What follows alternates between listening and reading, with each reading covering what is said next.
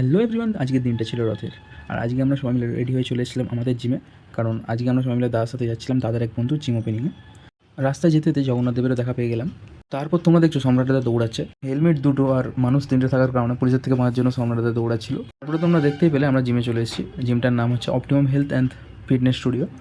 আর ওদিকে দাদার বন্ধুদের সাথে গল্প করছে, আর আমরা এদিকে ওয়েট করছি কখন সংলাপদা আসবে। পরে তোমরা দেখতেই পাচ্ছ দাদা এগিয়ে গেল সংলাপদাকে ওয়েলকাম করতে।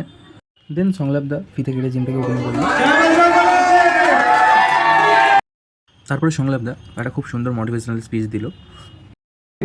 বলবো না আজকের দিনটা, বলবো স্বপ্ন নিয়ে। আজকের দিনটা বলবো কনসিস্টেন্ট এফর্ট এবং রিলেটলেস একটা মেহনত, এই একটা স্বপ্নকে সার্থক করার জন্য।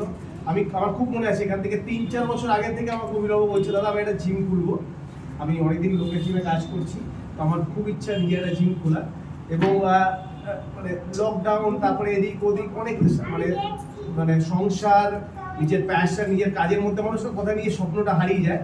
তো অভিনব হচ্ছে একটা জলজান্ত উদাহরণ, যে নিজের স্বপ্নটাকে হারাতে দেয়নি এবং তার জন্য লড়ে গেছে এবং তার সাপোর্ট করছে অবভিয়াসলি ওর ওয়াইফ, এবং যে নিজেও একজন খুব ভালো এই অ্যাথলিট, ওদের আমি শুনেছি পারফরমেন্সটা দেখা বাকি।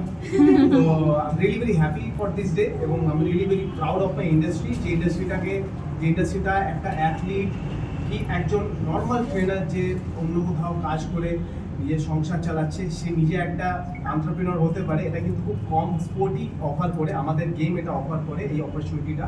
এবং I am very proud of this day. জয় বজরংবলী, স্বপ্ন জয় বজরংবলী।